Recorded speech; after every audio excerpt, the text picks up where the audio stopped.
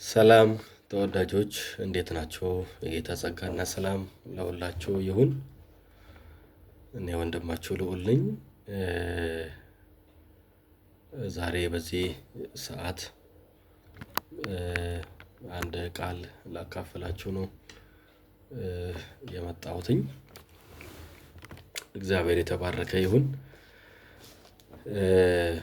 ከዚህ በኋላ አሁን በማነሳው ርዕሰ ጉዳይ ላይ ከዚህ በኋላ በሰፊው ትምህርት የምንማማር ይሆናል። ይህንን ትምህርት ለሌሎች እንዲደርስ ደግሞ ሼር በማድረግ አብራችሁኝ እንድታገለግሉ በመጀመሪያ ጠይቃለሁ። እግዚአብሔር የተባረከ ይሁን። ሃይፐር ግሬስ ወይንም ከመጠን ያለፈው ጸጋ ስለሱ ጥቂት አወራችኋለሁ። ዛሬ መግቢያውን ሃይፐር ግሬስ ማለት ምን ማለት ነው የሚለውን መግቢያውን ዛሬ እናገርና ከዚህ በኋላ በዚህ ጉዳይ ላይ ሐሳቦችን እያነሳን እየተማማርን በሰፊው የምንቀጥል ይሆናል። እግዚአብሔር የተባረከ ይሁን።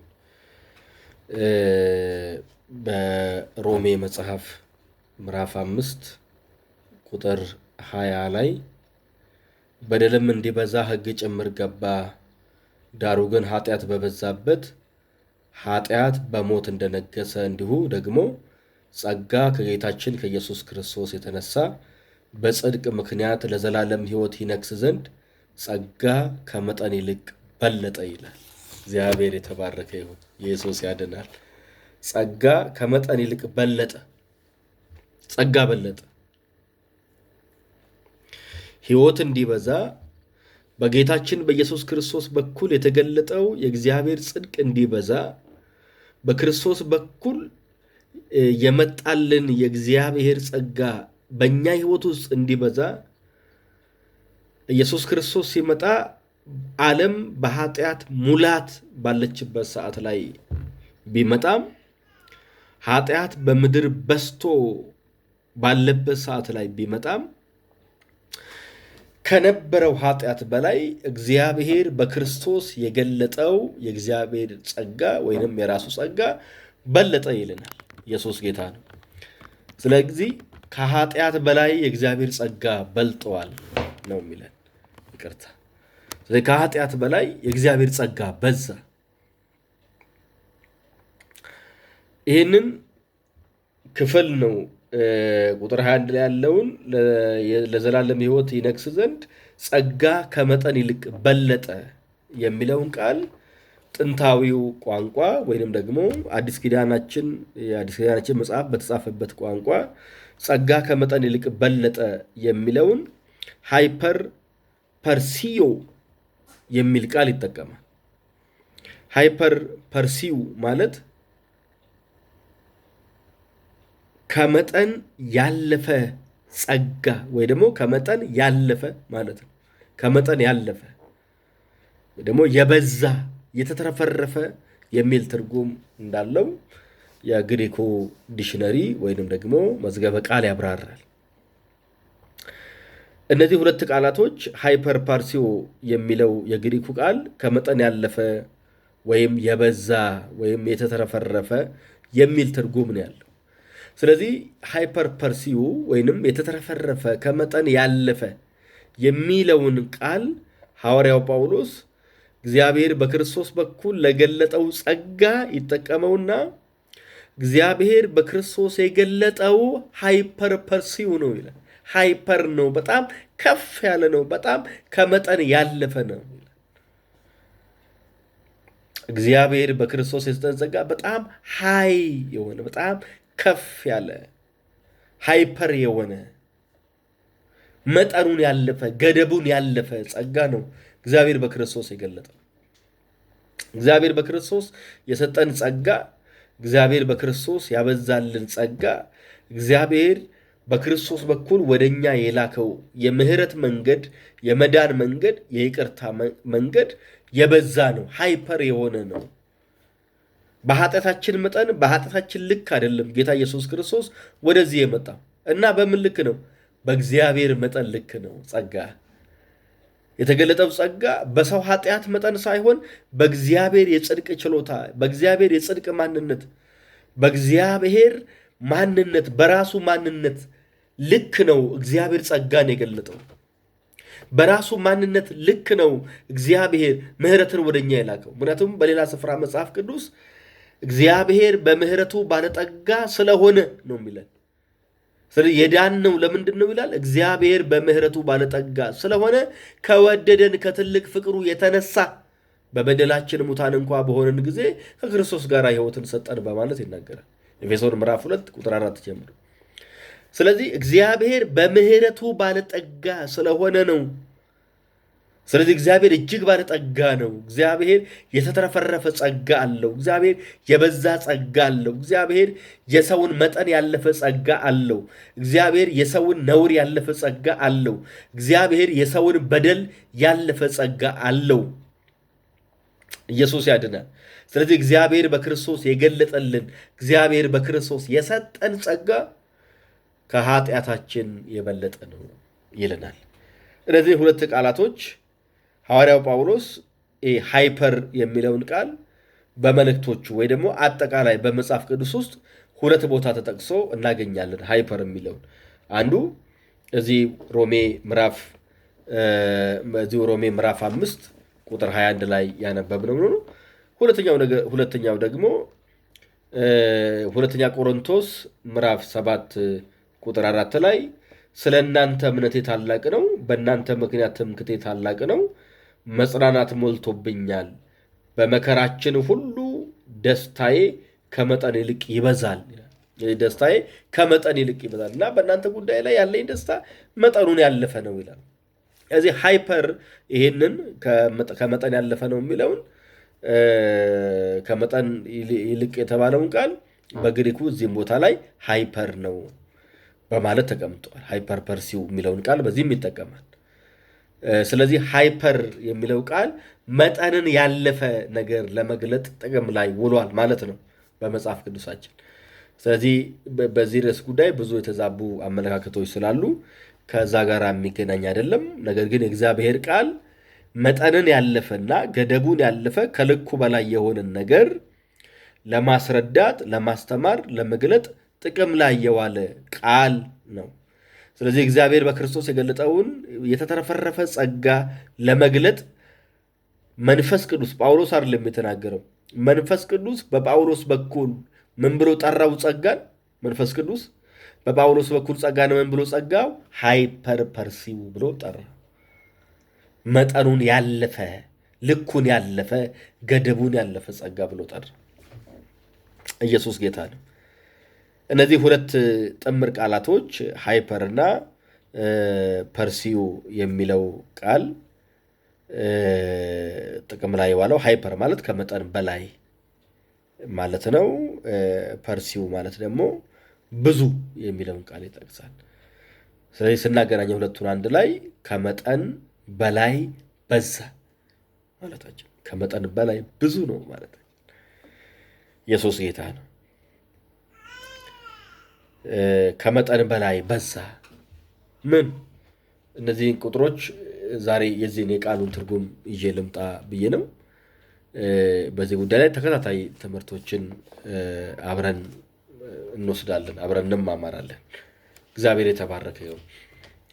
ለማንኛውም ግን ሐዋርያው ጳውሎስ በሮሜ ምዕራፍ 5 ቁጥር 12 እስከ 21 ድረስ ባለው ኃጢአት አንድ ሰው ቁጥር 12 እስከ 14 ያለውን ስናነብ አንድ ሰው የአዳም ዘር በመሆኑ ብቻ ኦሪጂናል ሲን ያገኘዋል። የማንነት ኃጢአት፣ የተፈጥሮ ኃጢአት ሰው በመሆኑ ብቻ በአዳም ኃጢአት የተበከለ ነው፣ በአዳም ኃጢአት የተወረሰ ነው የሚለውን ቃል ይናገርና እንዲሁም ደግሞ ከቁጥር 15 እስከ 21 ያለውን ደግሞ አይ ኃጢአት በዚህን ያህል ደረጃ መጥቶ ሰውን አጠቃላይ ውድቀት ውስጥ ቢከተውም ቢጨምረውም እግዚአብሔር በክርስቶስ የገለጠው ጸጋ በአዳም ከመጣብን ሞትና መቅሰፍት በላይ ነው ይላል። በአዳም ምክንያት ሞት መጥተዋል፣ በክርስቶስ በኩል ሕይወት መጥተዋል። በአዳም ምክንያት ኃጢአት፣ በክርስቶስ በኩል ጽድቅ። በአዳም ምክንያት ኩነኔ፣ በክርስቶስ ምክንያት ሕይወት መጥቷል። ይህንን ንጽጽር እያደረገ ከቁጥር 15 ጀምሮ እስከ ቁጥር 19 ድረስ ያለውን ይናገርና ቁጥር 20 እና 21ን ሲጠቀልል ደግሞ ኃጢአት በበዛበት በዚያ የእግዚአብሔር ጸጋ በሳለች ይላል። ስለዚህ የእግዚአብሔር ጸጋ ሲገለጥ፣ የእግዚአብሔር ምሕረት ሲገለጥ፣ የእግዚአብሔር የማዳን መንገድ ሲገለጥ የተገለጠው እኛን ካገኘን ኃጢአት በላይ እኛን ከጎዳን ኃጢአት በላይ እግዚአብሔር በክርስቶስ የገለጠልን ጸጋ እጅግ ብዙና የተትረፈረፈ ነው ይላል። ወዳጆቼ ዛሬ በብዙ ጉዳዮች ውስጥ የምንሰቃይ ሰዎች ብንኖር እግዚአብሔር በክርስቶስ የገለጠው ጸጋ ብዙ ነው። እግዚአብሔር በክርስቶስ በኩል ያትረፈረፈልን ምሕረት፣ እግዚአብሔር በክርስቶስ በኩል የሰጠን የጸጋ ሙላት፣ እግዚአብሔር በክርስቶስ በኩል የለቀቀልን የምሕረትና የይቅርታ ሙላት በአዳም ምክንያት ከመጣብን ኃጢአት ከገደለን ኃጢአት በላይ እጅግ የተትረፈረፈ ነው። ጸጋው ሙሉ ነው። ጸጋው በሙላት ተገልጧል። የእግዚአብሔር ጸጋ በሙላት የተትረፈረፈ ነው። ስለዚህ ሃይፐር ግሬስ ወይንም ከመጠን ያለፈው ጸጋ ወይንም ልኩን ያለፈው ጸጋ ወይንም ገደቡን ያለፈው ጸጋ ምንድን ነው የሚያስተምረው? የዚህ ቃል ዓላማ ወይ ደግሞ የዚህ ቃል ትምህርት ምንድን ነው ብለን ካሰብን ሲጠቀለል ኃጢአት በበዛበት የእግዚአብሔር ጸጋ በለጠ ነው። ስለዚህ ከዚህ በኋላ በምናነሳቸው ትምህርቶች፣ ከዚህ በኋላ በምንነጋገርባቸው ጉዳዮች ማዕከል የምናደርገው ምንድን ነው? ጸጋ ወይ ደግሞ ኃጢአት በበዛበት የእግዚአብሔር ጸጋ በልጧል፣ የእግዚአብሔር ጸጋ ተተረፍርፈዋል፣ የእግዚአብሔር ጸጋ እጅግ ገደቡንና መጠኑን አልፏል የሚል ትምህርት አለው። ኢየሱስ ጌታ ነው። ይህም ብቻ አይደለም፣ የእግዚአብሔር ጸጋ ከሰው ልጆች ኃጢአት በላይ እጅግ የበዛ ነው። እግዚአብሔር ጸጋ ከሰው ልጆች ኃጢአት በላይ የበዛ ነው። ብዙዎች እንደነዚህ አይነት ትምህርቶች እንደነዚህ አይነት ሐሳቦች ሲነሱ አይ ሰዎችን ልቅ ለማድረግ ነው፣ ንዝላል ለማድረግ ነው፣ ኃጢአትን እንዲጨማለቁበት ማድረግ ነው፣ የቅድስና ኑሮ እንዳይለማመዱ ማድረግ ነው ብለው ያስባሉ። ስለዚህ እንደዚህ ስለሚሆን ቀነስ አድርገን እያስፈራራንና በሕግ እንዲኖሩ እናስተምር ይላሉ። እነዚህ ሰዎች ቃሉ ላይ ተጽፏል ወይ ብትሏቸው አዎ ተጽፏል ይላቸዋል። ቃሉ ላይ መጽሐፉን አይክዱም እና እንተውና ሌላ እናስተምር። ፍራቻ ነው እነዚህ ሰዎች ውስጥ ያለው። እኛ ደግሞ ለሰዎች ከመንፈስ ቅዱስ በላይ አንጠነቅቅም። የተጻፈው ነው የእኛ ስራ። ሚዛን አድርገን የእግዚአብሔርን ቃል ሚዛን ሰርተን ማቅረብ አይደለም። የእኛ ስራ እንደወረደ የእግዚአብሔርን ቃል ለሰዎች መስጠት ነው። የእግዚአብሔር ቃል ያለ ለዚህ ነው ሐዋርያው ጳውሎስ የእግዚአብሔርን ሙሉ ምክር ነግሬያችኋለሁ ያለው። ስለዚህ ስናስተምር የእግዚአብሔርን ሙሉ ምክር፣ የእግዚአብሔርን ሙሉ ፈቃድ፣ የእግዚአብሔርን ሙሉ ዓላማና ሐሳብ ነው ማስተማርና መናገር ያለብን እንጂ እየቆነጸልን እየቀጠልን የሆነ ነገር እያደረግን የሰው ስርዓት የሰው ሰራሽ ትምህርቶች እያመጣን እግዚአብሔር ያላሸከማቸውን እንዲሸከሙ፣ እግዚአብሔር ያልጫነባቸውን እንዲጭኑ፣ እግዚአብሔር ያላዘዛቸውን እንዲተገብሩ ማድረግ በራስ ላይ ፍርድ ማምጣት ነው። በራስ ላይ ፍርድ ማምጣት ነው። እግዚአብሔር ያላሸከመን እኔ ለምን አሸክመዋለሁ? እግዚአብሔር ነፃ ባወጣህ ነገር ላይ ነፃ ሆነ መኖር አለብህ። ኢየሱስ ለዘላለም ጌታ ነው። ነገር ግን እነዚህ ሰዎች ያላስተዋሉት ምንድን ነው? ጸጋ የኃጢአት ላይሰንስ ሰው ጸጋን እየተማረ በሄደ ቁጥር አመፀኛ አይሆንም። ጸጋን እየተማረ በሄደ ቁጥር ቬሪ ሃምፕል ነው የሚሆነው። ሰው በጣም ዝቅ እያለ በጣም እየተዋረደ እግዚአብሔር ፊት ዝቅ እያለ እግዚአብሔር ፊት እያነሰ እግዚአብሔር ፊት ራሱን እያስገዛ ይሄዳል እንጂ ሰው ጸጋን ሲማር በእግዚአብሔር ላይ አመፀኛ አይሆንም። ሰው ጸጋን ሲማር የኃጢአት ልምምድ ውስጥ አይገባም። ለምን? ጸጋ ኃጢአተኛነትንና ዓለማዊ ምኞትን ያስክዳል ነው የሚለው።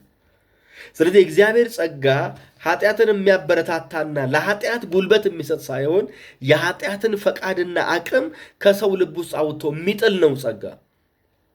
ጸጋ ሰዎችን ለኃጢአት የሚያነሳሳ አይደለም። እንዳውም ሰዎችን ለኃጢአት የሚያነሳሳው ሕግ ነው። ሕግ ማለት ሕግ ምንድን ነው? ሕግ እንዲህ አታድርግ ማለት አይደለም። ሰው ደግሞ አታድርግ ሲባል አታድርግ የተባለውን ነገር ለማድረግ ነው የሚጣደፈው፣ ለማድረግ ነው የሚሮጠው። አሁን ወደ ኋላ ዞረ እንዳታይ ቢባል ሰው በቃ በየደቂቃው ነው የሚለው። እንደዚህ ነው ሲዞር የሚውለው። አንገቱ ባይዞር አይምሮ ዞሯል ሰውየው እንዳይዞር ቢፈልግ ግን በቃ ዝም ማለት ነው። ዝም ካልከው አይዞርም። ስለዚህ ጸጋ እንደዚህ ነው። ጸጋ ኃጢአት ሰዎች ጸጋን እየተማሩ የኃጢአትን አቅም እንዲተዉ ከኃጢአት መስመርና ካራዳር ውጪ ሆነው በእግዚአብሔር በክርስቶስ በኩል በተዘረጋው የጽድቅ ጎዳና ላይ እንዲሄዱ የሚያደርገው እግዚአብሔር ጸጋ ነው። እግዚአብሔር ጸጋ አመፀኛ አያደርግም። የእግዚአብሔር ጸጋ ሰዎችን ለኃጢአት የሚያበረታታ አይደለም። የእግዚአብሔር ጸጋ ሰዎችን ለኃጢአት የሚፈታ አይደለም። ይልቁንም የእግዚአብሔር ጸጋ ሰዎችን በቅድስና የሚያኖር ነው። ይልቁንም የእግዚአብሔር ጸጋ ሰዎችን በጽድቅ አቅም እንዲኖሩ የሚያደርግ ነው። ይልቁንም የእግዚአብሔር ጸጋ ሰዎችን በቅድስና ሙላት፣ በክብር ሙላት፣ በኃይል ሙላት እንዲኖሩ የሚያደርግ ነው። ይሄንን መረዳት ያስፈልጋል ወዳጆቼ። ዛሬ በብዙ ጉዳይ በጣም አሳዛኙ ነገር ምን መሰላችሁ? እነዚህ ሰዎች እንደዚህ ብለው የሚያስቡ ሰዎች እንዲህ ማለታቸው ሳይሆን ክፋቱ እንደዚህ እያሉ በኃጢአት እየተጨማለቁ መኖራቸው ነው። ጸጋ አታስተምሩ። ጸጋን አጉልታችሁ ከፍ አድርጋችሁ አታስተምሩ። ለምን? ሰዎች በኃጢአት ኃጢአት ላይ ቸልተኛ ይሆናሉ። ነገር ግን እነሱ ሕግን እያስተማሩ ሰዎችን በእስራት ለማኖር እያሰቡና እያስተማሩ በሚያደርጉበት ግን ትዳሩን የፈታ እግዚአብሔር በማይከብርበት የሕይወት ስርዓት ውስጥ እየተመላለሱ የሚኖሩ ሰዎች ያሉት ግን በእነሱ ዙሪያ ነው። እንዲህ ብለው በሚያምኑና በሚያስተምሩ ሰዎች ዙሪያ ነው። የእግዚአብሔር ጸጋ ግን ከሰው ልጆች ኃጢአት በላይ እጅግ የበዛ ነው። ይህንን ብታምን ነፃ ትወጣለህ። እግዚአብሔር ጸጋ ነፃ ስለሚያወጣ፣ እግዚአብሔር ጸጋ ከስራ ስለሚፈታ ኢየሱስ ለዘላለም ጌታ ነው። ሃሌሉያ። የእግዚአብሔር ጸጋ የበዛው ከመጠን በላይ ነው። የዚህ ትምህርት ዓላማ ሃይፐር ግሬስ ምን ያምናል? ከመጠን ያለፈው ጸጋ ትምህርት ምን ያምናል? የሃይፐር ግሬስ ትምህርት ምንድን ነው ብሎ አንድ ሰው ቢጠይቅ የእግዚአብሔር ጸጋ የበዛው ከመጠን በላይ ነው ብለስ ከመጠን በላይ። ስለዚህ ሃይፐር ግሬስ የሚያምነው እንደዛ ነው። ምን ብሎ ያምናል? የእግዚአብሔር ጸጋ ከመጠን በላይ በዝቷል። ከምን መጠን? ከሰዎች ኃጢአት በላይ፣ ከሰዎች ከኃጢአታቸው መጠን በላይ የእግዚአብሔር ጸጋ በዝቷል ብሎ ሃይፐር ግሬስ ያምናል። የሃይፐር ግሬስ ዶክትሪን ይሄ ነው። የሃይፐር ግሬስ ትምህርት ይሄ ነው። የእግዚአብሔር ጸጋ በዝቷል።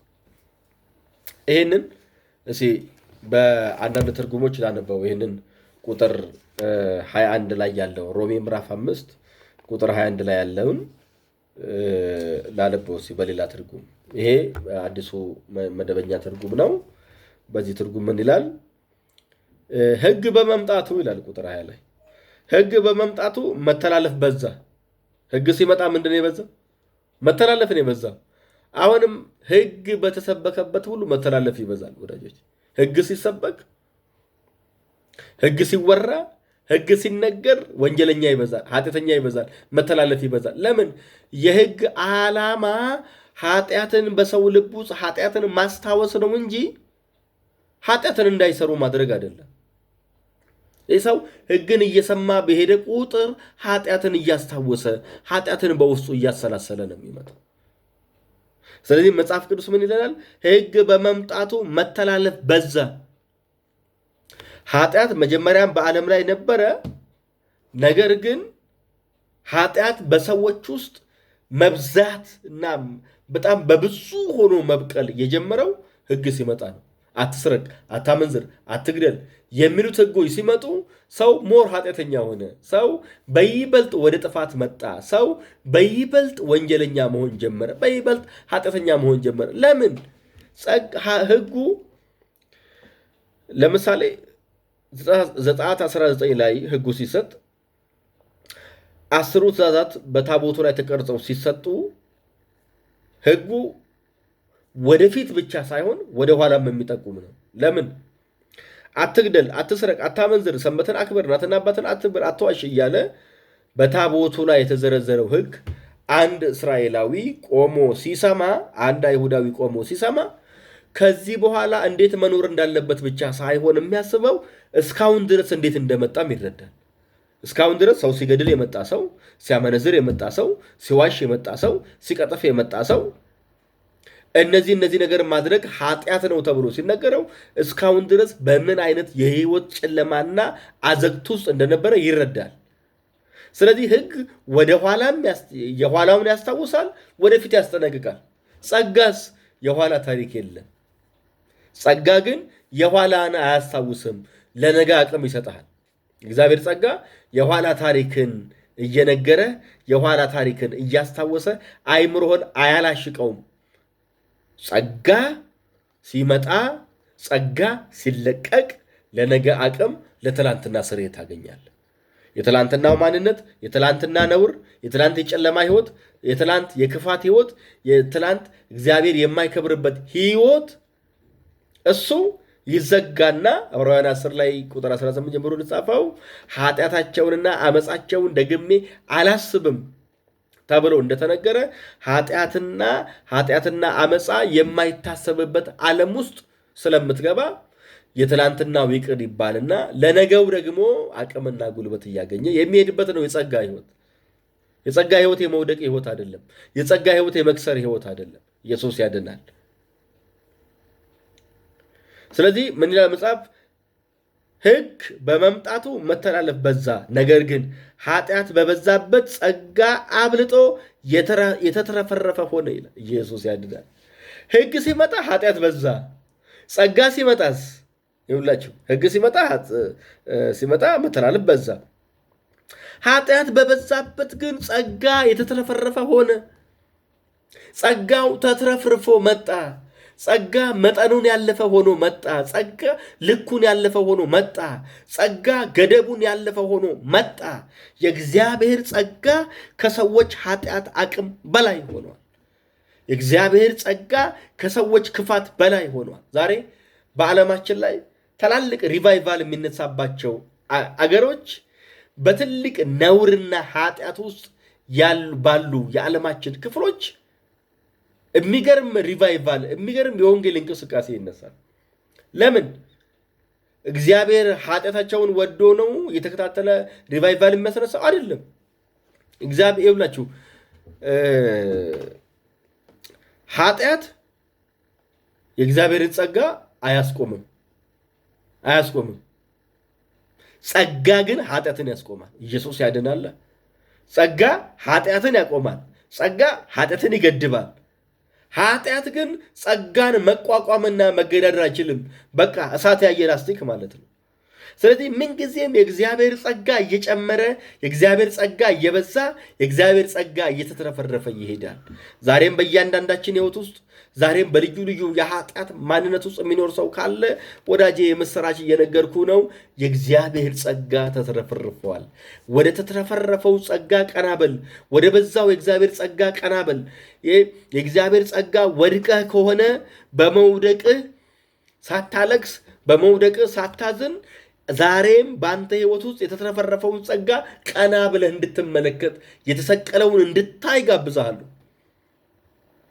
እንግዲህ ምህረትን እንድንቀበል በሚያስፈልገንም ጊዜ የሚረዳንን ጸጋ እንድናገኝ ወደ ጸጋው ዙፋን በእምነት እንቅረብ ተብሎ ተጽፏል። ዕብራውያን ምዕራፍ 4 ቁጥር 16 ላይ። ስለዚህ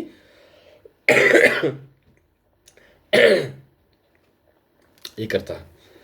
ስለዚህ የእግዚአብሔር ጸጋ ስለበዛ ወደ እግዚአብሔር ጸጋ ቀና ብላችሁ ተመልከቱ እየተባለ ነው። ክብሩ ለጌታ ይሁን። ስለዚህ ምን ይላል? የተትረፈረፈ ሆነ ካለ በኋላ ቁጥር 21 ላይ ቁጥር 21 ይህም የሆነው ይላል። ምን የሆነው? ኃጢአት በበዛበት ጸጋ የተትረፈረፈው ይህም የሆነው ኃጢአት በሞት እንደነገሰ ሁሉ በኢየሱስ ክርስቶስ በኩል ደግሞ የዘላለም ሕይወት ይገኝ ዘንድ ጸጋ በጽድቅ እንዲነግስ ነው ይላል። ጸጋው የተትረፈረፈበት ምክንያቱ ምንድን ነው? ኃጢአት ሲመጣ ሞት ነግሷል። ስለዚህ አሁን ደግሞ በኢየሱስ ክርስቶስ በኩል የዘላለም ሕይወት ሲመጣ ደግሞ ጸጋ ይነግሳል። አሁን ጸጋ ነገሰ። ሕግ ተሻረና ጸጋ ነገሰ። ሕግ ስፍራ ለቋል። ሕግ ዘመኑን ጨርሷል። የሕግ ዘመን አበቃ። አሁን የጸጋ ዘመን ነው። ነገሰ ይለናል። የነገሰው ጸጋ ነው። እግዚአብሔር ይባረክ። አሁን ያነበብኩላችሁ መደበኛ ትርጉም ነው። እቺ ደግሞ በጣም የተወደደች ትርጉም ናት። ሕያው ቃል። በሕያው ቃል ትርጉም ደግሞ ምን ተብሏል? ይሄ ምዕራፍ 5 ቁጥር 21 ላይ ሮሜ ማለት ነው። ምዕራፍ 5 ቁጥር 21 ላይ እንደዚህ ይላል፣ ሞት ባለበት ቦታ ኃጢአት እንደነገሰ ሁሉ በጌታችን በኢየሱስ ክርስቶስ የዘላለም ሕይወት የሚያስገኘው ጸጋ ጽድቅ ባለበት ሁሉ ይነግሳል። ማን ነው የሚነግሰው? ጸጋ ነው የሚነግሰው። ጽድቅ ባለበት ሁሉ ጸጋ ይነግሳል። ክብር ለጌታ ይሁን። ስለዚህ እግዚአብሔር በክርስቶስ የገለጠልን ጸጋ፣ እግዚአብሔር በክርስቶስ የሰጠን ጸጋ ሃይፐር ግሬስ ነው። መጠኑን ያለፈ ጸጋ ነው። ገደቡን ያለፈ ጸጋ ነው። ይህ የዘመናዊው ስነ መለኮት አስተምህሮ ነው። ይህ ለኃጢአት መፍትሄ የሆነ ወንጌል ነው። ይህ በጨለማ ለሚሰቃይ ሰው የምስራች ድምፅ ነው። እግዚአብሔር በክርስቶስ የገለጠው ጸጋ መጠኑን ያለፈ ጸጋ ነው። መጠኑን ያለፈ ጸጋ ነው። ኢየሱስ ያድነ። ክብር ለጌታ ይሁን። የዚህ ትምህርት ዓላማ ጸጋን ከሁሉም በላይ አግዝፎ ማሳየት ነው። አልቆ ማሳየት። እኛ ስለተገለጠው የእግዚአብሔር ጸጋ እናወራለን። ከፍ ስላለው የእግዚአብሔር ምሕረት፣ ከፍ ስላለው የእግዚአብሔር ጸጋ፣ ስለተትረፈረፈው የእግዚአብሔር ክንድ፣ እግዚአብሔር በክርስቶስ በኩል ስለገለጠልን የዘላለም ሕይወት፣ ስላበዛልን ምሕረትና ጸጋ እናወራለን። ኢየሱስ ክርስቶስ ለዘላለም ጌታ ነው። ሃሌሉያ። ይህን የሚተቹ ሰዎች አይ ሚዛኑ ይጠበቅ፣ አለበለዚያ ለሰዎች አብዝቶ ነፃነት መስጠት ነው ብለው ያስባሉ። ጸጋ ሲሰበክ ሰዎች በጣም ነፃነት ያገኛሉ እና ኃጢአት ይሰራሉ። ይሄ በጣም የተሳሳተ ግምት ነው። አንደኛ የተሳሳተ ስሌት ነው። ስለዚህ ሰው በይበልጥ ጸጋን እየሰማ በሄደ ቁጥር፣ ጸጋን እየተማረ በሄደ ቁጥር ራሱን ለጸጋ እያሸነፈና እያዋረደ ይቀጥላል እንጂ በአመፃና በኃጢአት አይቀጥልም። እንደዛ አይልም። ወንጌል እንደዛ አያስተምርም። ወንጌል አያስተምርም እንደዛ። ይሄ የሰዎች ግንዛቤ ነው። የሰዎች ፍራቻና ጭንቀት የወለደው ትምህርት ነው። ግን የእግዚአብሔር ሙሉ ፈቃድ፣ የእግዚአብሔር ሙሉ ሐሳብ፣ የእግዚአብሔር ሙሉ ምክር ግን እግዚአብሔር በክርስቶስ የገለጠው ጸጋ መጠኑን ያለፈ ጸጋ ወይንም ሃይፐር ግሬስ ነው። ኢየሱስ ያድነ። ጸጋ ኃጢአትን የማቆም ወይንም ያለ መስራት አቅም ነው። ጸጋ ምንድን ነው? ኃጢአትን የማቆም ወይንም ኃጢአትን ያለ መስራት አቅም ነው። ጸጋ አቅም ነው። እንዲሁ አንድ ክፍል ላነብና ጨርሳለሁ። የ1954 ትርጉም ነው። በእሱ ትርጉም አነብላችኋለሁ። ሁላችሁም የምታውቁት ቃል ቲቶ ምዕራፍ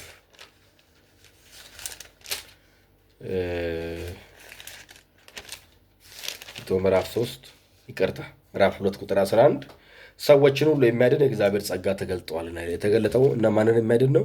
ሰዎችን ሁሉ፣ ሴት፣ ወንድ፣ ትንሽ፣ ትልቅ፣ የሚጾም የማይጾም፣ የገደለ ያልገደለ፣ ያማ ያላማ፣ ያመነዘረ ያላመነዘረ ሳይል ሰዎችን ሁሉ የሚያድን የማን ጸጋ? የእግዚአብሔር ጸጋ ተገልጧል። የተገለጠው የእግዚአብሔር ጸጋ ነው። ሰዎችን ሁሉ የሚያድን የእግዚአብሔር ጸጋ ነው። ይሄ ጸጋ ደግሞ ስራው ማዳን ብቻ አይደለም፣ የዳኑትንም ሰዎች እንዴት እንደሚኖር ያስተምራል። ምክንያቱም ይኸውላችሁ ጸጋ ብቻውን ሙሉ ትምህርት ነው። ጸጋ ላይ ሕግን ጨምረን አንሰብክም። ጸጋ ብቻውን ሙሉ ትምህርት ነው። ጸጋ ብቻውን ከፍ ያለ ትምህርት ነው። ጸጋ ብቻውን አቅም ያለው ትምህርት ነው። ይህም ጸጋ የሱ ጸጋ ሰዎችን ሁሉ እንዲያድን የተገለጠው ጸጋ፣ ይህም ጸጋ ኃጢአተኛነትንና ዓለማዊውን ምኞት ክደን የተባረከውን ተስፋችንን እርሱም የታላቁን የአምላካችን የእምነታችን ኢየሱስ ክርስቶስን ክብር መገለጥ እየጠበቅን ራሳችንን በመግዛትና በጽድቅ እግዚአብሔርን በመምሰል በአሁኑ ዘመን እንድንኖር ያስተምረናል ይላል። ጸጋ ያስተምረን ምን እንድንል?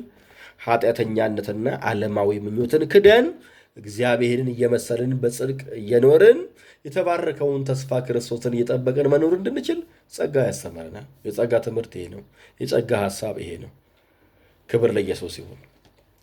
የተረፈውን በተከታታይ ትምህርት እመጣበታለሁ። እግዚአብሔር ጸጋ ይብዛላችሁ።